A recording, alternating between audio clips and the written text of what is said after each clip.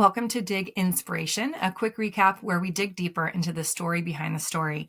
In each bite-sized episode, I'll revisit key moments from our incredible guests, highlighting the most inspiring parts of the stories they share.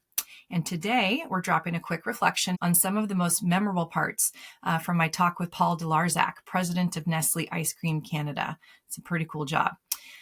First, I want to acknowledge that my favorite part of these interviews tends to be what went wrong.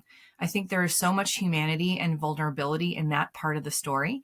And I love that Paul chose to center his story around an entire launch that really went wrong.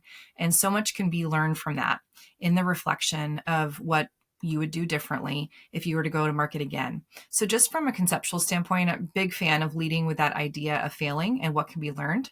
And as he said, it took a few public iterations of sharing that failure before it didn't sting so much and he could really learn from it.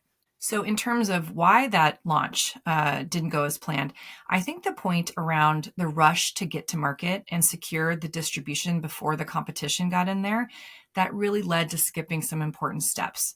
The machinery issue wasn't identified early on. The impact of seasonality to the physical product, even the brand fit, all those issues needed further vetting. And I think the linkage between those things and the CapEx involved really upped the ante for how big of a bet it was for Nestle.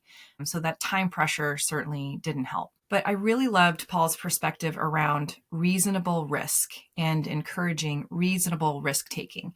And when I asked him about, what determines what is reasonable, he talked about how you shouldn't go so big that if your initiative fails, it really hurts your P&L or really hurts your plan for the year. He talked about go big enough that you can live with it if it fails and you can iterate fast so it has a chance to succeed.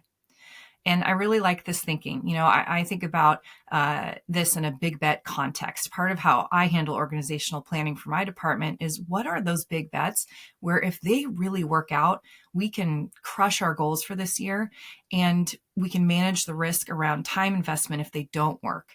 So I really love this thought about go big enough. And I think that was a very wise lesson. Well, that's your Dig Inspiration recap for the week. We would love to hear your takeaways and thoughts on the conversation with Paul. So please visit the link in the description and leave us a comment.